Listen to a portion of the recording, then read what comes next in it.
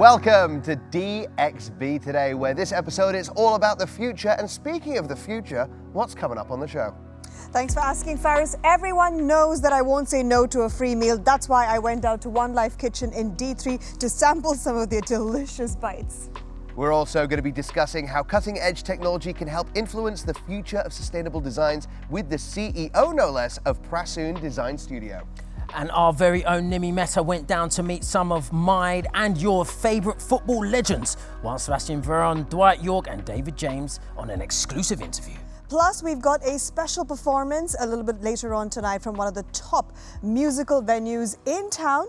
There's lots more of that coming up. But before that, we have a very techie AI filled episode. So I wanted to ask you guys your thoughts on this. Dubai as we know it, which is a city I'm very proud of. I grew up over here. Dubai today as we know it is a bit of a flex. I'm sure you agree, because it has become one of the most innovative, investor-friendly, smartest cities to live in the world. And whoever comes here, they feel so bad to leave the city. Do you agree? It's crazy about being in Dubai is I don't feel like I've been here a very long time. I've been here 6 years, nothing compared to you, Lane, I know, and you, Ash. But even I can say, oh, back in my day, there was none of this going on. There's just stuff being built, stuff happening. Expo City was built in the time that we've been here. And I'm very excited about something that's coming to the future of Dubai. Plans to include a blue line to the current metro to connect even more parts of Dubai to the metro. 14 new stations apparently are going to be built. This is it. I think transportation is key to building any city up. So we've got, obviously, we're going to be talking later about flying taxis, driverless cars in Abu Dhabi. There's so much more that this city can do, and it's involved in transportation and technology, which is key to building any city. There are so many cool new things coming up, like the Dubai Abu Dhabi Virgin Hyperloop, the electric Skypod network, driverless taxis, air taxis, as we discussed a little bit earlier on. This reminds me of when I used to watch the cartoon The Jetsons when I was little. Not sure if it was in your time, Faris, but then I'm sure you know about this one, Lane. Well. I saw it in a museum. We used to see flying cars, and I never thought I would live long enough to actually see that, because it always felt like something that would happen in, I don't know, 30, 38. But to think that this is going to happen in my lifetime, that's crazy to me. And it just makes me think, guys, it's official, I'm old. Yeah. It's pretty sad. I mean, no, Ash. Not at all, not at all. What? But I'm all in for flying taxis and everything, just like the Jetsons. I mean, if this is something that can get me from point A to B quickly, I will be the Jane to your George Jetson. I don't get that reference. It's from the Jetsons. It's the thing you saw in the museum. Gotcha. Ash, it would be a pleasure to be your co-pilot. Thank you. But let's find out who is our guest co-host for tonight's show. Hi everyone, I'm Tanya Jajal, the founder of Aiden, an active AI think tank. I can't wait to join you in the studio today. Tanya will join us shortly, but before that, I went down to One Life Kitchen and Cafe in the heart of D3, serving fresh homemade delicacies while also taking up sustainable practices in their kitchen. Have a look.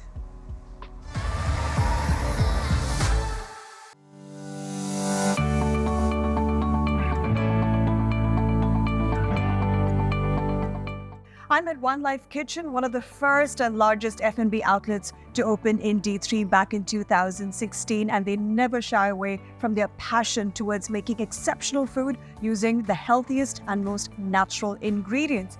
And with me here is the founder of One Life Kitchen, Najeeb. Najeeb, thank you so much for having me here. Thank you for having me on your show.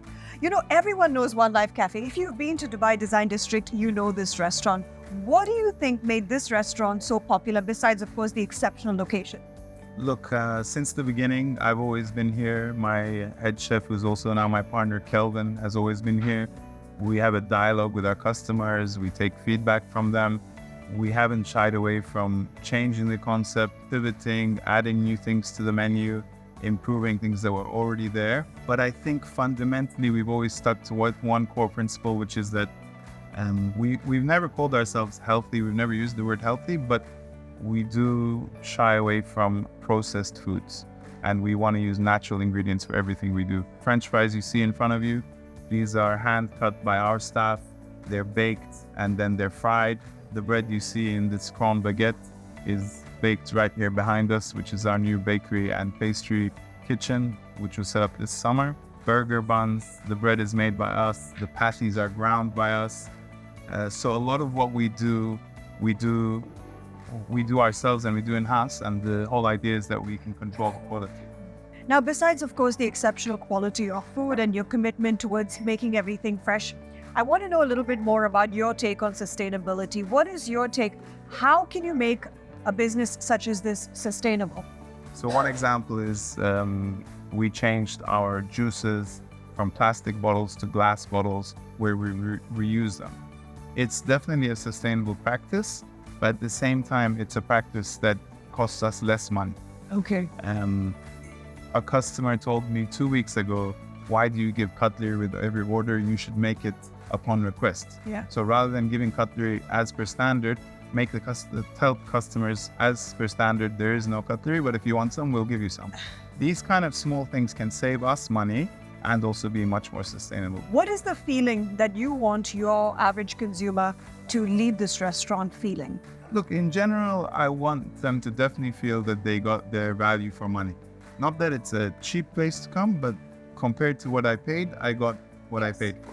I mean, from the time I walked in, your staff were extremely friendly with me. I'm personally not a big hugger, but I am a foodie, so I'm going to tuck right in. Thank you so much for this delicious treat, this beautiful spread that you have here for me. Thank you very much. I hope you enjoy it. Are you going to eat it all or are you going to share it with your friends? I'm going to eat it all. Thank you.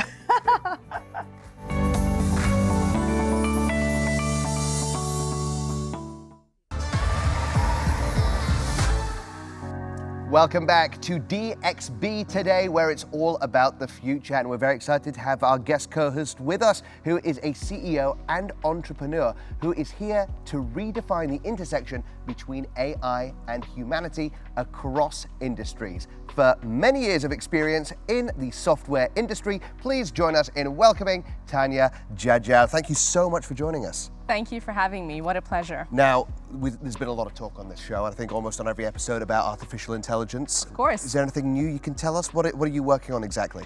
Yeah, great. Okay, so what I can tell you is that AI is an existential problem more than anything else. It's a problem. It's existential topic. Okay. You caught me there. You caught me there.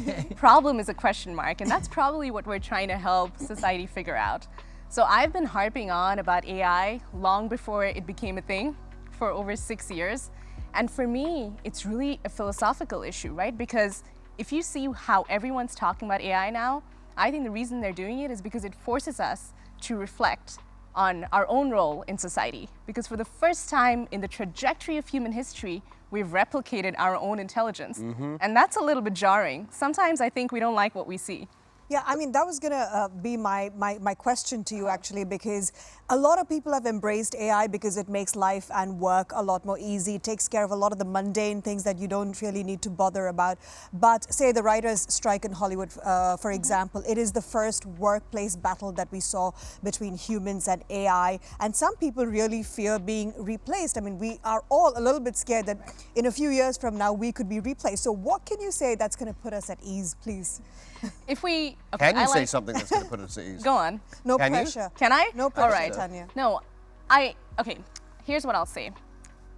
What brought me into AI in the first place, before it became mainstream, was exactly that. If we look at Gallup polls, Gallup is this huge company that does polling, they find that 77% of employees are either partially or completely disengaged at work. For me, that is a fundamental humanitarian problem. Because if people are spending 70% of their life at work, and if they're not happy and not doing fulfilling, creative, higher order work, then that's a problem. So for me, AI being able to do all of this is a solution. And just like any other point in history, every time we've had a new technology, we have felt this existential dread that we won't have jobs to do and we won't have work to do. But the reality is that humans are creative and playful, and we are full of ideas, and we always create abundance. Yeah. So really, the question now becomes, how are we going to create the right social policies and economic policies in the interim, in the short term, to protect the people who are affected by the job loss, right? And how are you going to reskill the future workforce so that they can do creative work? Yeah, I think you won't be able to ever get rid of proper critical thinking.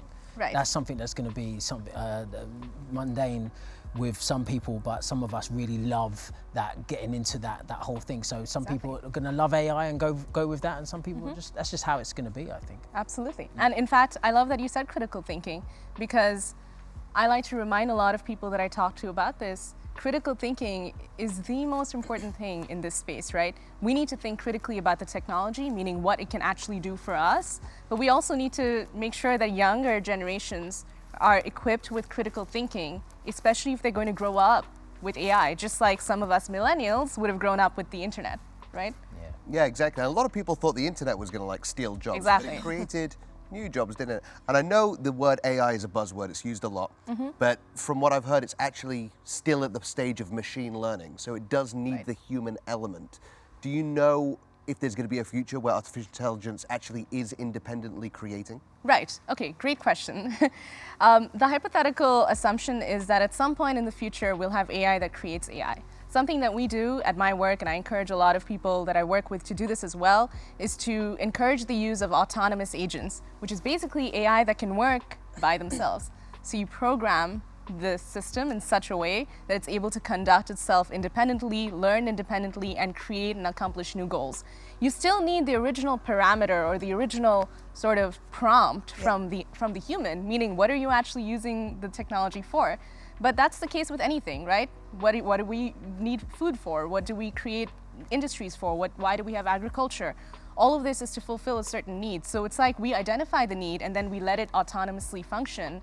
And that's the future. That's where we're going with AI, autonomous agents. I mean, there definitely are many positives, like, for example, reducing the risk of human error, 24/7 availability, unbiased decisions. So, for example, I use a lot of food delivering apps. And a lot of the times when you put in a question or, send a complaint, you know that the person speaking to you is AI and not a real human being. And sometimes it makes... It's frustrating. Yeah, it is a little bit frustrating. Do you think, okay, so two questions. Do you think in future AI will be so advanced that it could possibly have a more human approach? And second, how much longer is my fried chicken going to take? How much longer is your fried chicken going to take? Great question. I wonder this all the time. And it is very frustrating, especially after you run like 16 kilometers. That's all you want. But what I will say is there's an emerging field in AI known as neurosymbolic AI. And unfortunately, this field has been in a winter stage in the academic realm, so you don't have a lot of researchers and students working on neurosymbolic AI. But it's different from the type of AI that we see today, because at the algorithm level, hopefully this is understandable to the general audience, but at the system level, what you do is you imbue it with reasoning, with knowledge. So you have humans who can create knowledge graphs, is what it's known as. So statistics that show correlations between different things, and the system is then imbued with that reasoning. So it's designed to be able to reason in the way that humans can. And that'll make it much less frustrating, because what we're seeing with existing AIs today is their probability models. So their primary function is to guess what, especially chatbots, guess what the right word should be in the next string, in the next sentence, rather than make sense. So sometimes you'll have AIs that make things up because their goal is not to be factual, it's to give you the next word. That's what we do. Yeah, exactly. Exactly. And this is what I'm saying. Sometimes humans don't like, we don't like what we see, and that's why AI freaks us out a little. I'm not sure if there's an AI software that's been created that can deal with the hangry me, so. There you go, there you go. Tanya, please stick around. There's lots more we want to chat to you about. And now it's time to find out who the artist playing us out tonight is. Let's have a look. Hi, my name is Jay Albert. I'm from the Philippines, and I started singing since when I was a kid. Looking forward to that performance a little bit later. So after the break, we meet the director of Prototypes for Humanity to discuss diverse innovations that are helping change the world. Plus, Nimi caught up with some footballing legends, while Sebastian Veron, Dwight York and David James. Al Habtoor City, stay tuned.